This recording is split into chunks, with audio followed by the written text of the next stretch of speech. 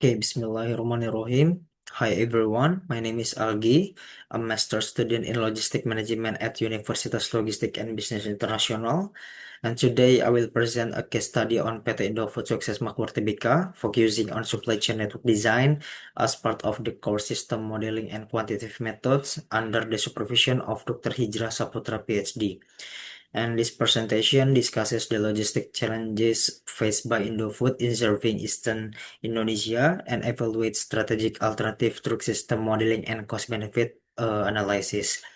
And the objective is to identify a more efficient and sustainable supply chain configuration to improve service level while reducing overall logistic costs. So let's begin the presentation.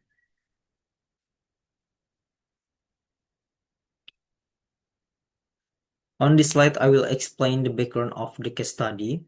PT Indofood Sukses Makmur Tbk is one of the large fast-moving consumer goods company in Indonesia with a wide product portfolio including instant noodles, dairy products, snacks, seasoning, and beverage.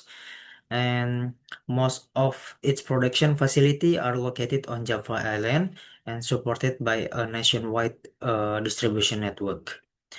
However, Indonesia geographical condition, which consists of more than 17,000 islands, create significant logistic challenges, especially when distributing product to eastern Indonesia, such as Sulawesi, Maluku, and Papua. Therefore, supply chain network design plays a critical role in reducing logistic costs while maintaining service level, including lead time and product availability. And this slide highlight the main problems faced by Indofood in serving Eastern Indonesia. And demand in Eastern Indonesia continue to grow due to increasing consumption, but market demand is not optimally served. Currently, most products are shipped directly from Java and resulting in long lead time because of sea transportation.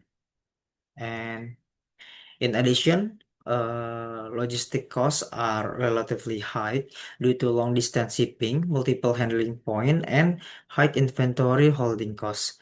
Another major issue is the absence of local manufacturing plants or major distribution center in Eastern Indonesia, which limit Indofood ability to respond quickly to market demand. And this slide discusses the factors that should be considered when deciding to establish a new manufacturing plant or distribution center in East Indonesia. And the first factor is demand and market condition, including demand volume, stability, and long-term growth potential. And the second factor is cost, such as capital expenditure, operating expenses, and transportation and inventory costs. And infrastructure is also critical, including port accessibility, road connectivity, and the availability of electricity and water. Additionally, lead time and service level must be considered to ensure fast market response and product availability. And finally, supply risk such as raw material availability and inter-island dependency should also be evaluated. And the question two, which option is more feasible, a new manufacturing plant or a new distribution center? So this slide answer the second question regarding the more feasible option between a manufacturing plant and distribution center. Based on the analysis, establishing distribution center is considered more feasible.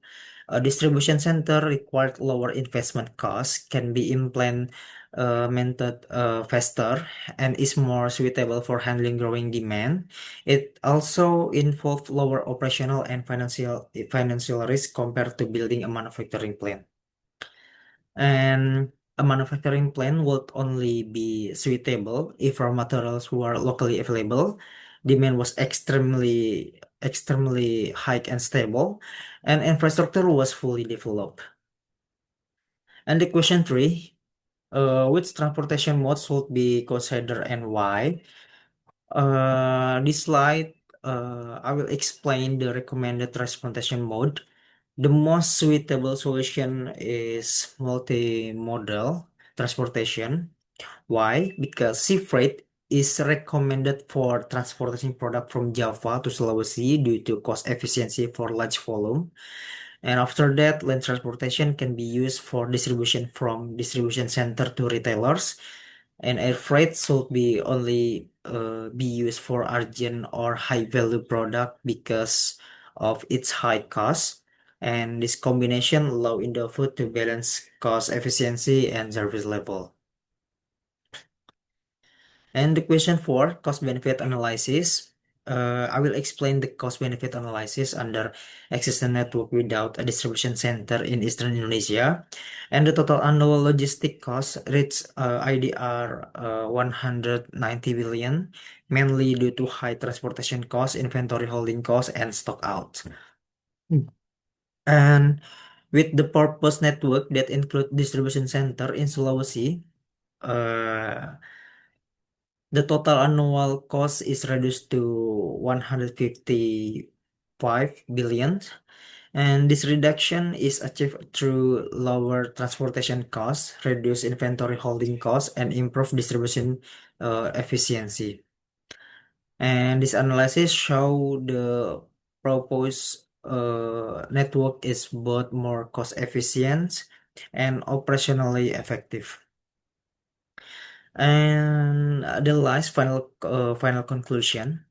To conclude, this case study show that supply chain network design is essential for managing logistic complexity in Indonesia.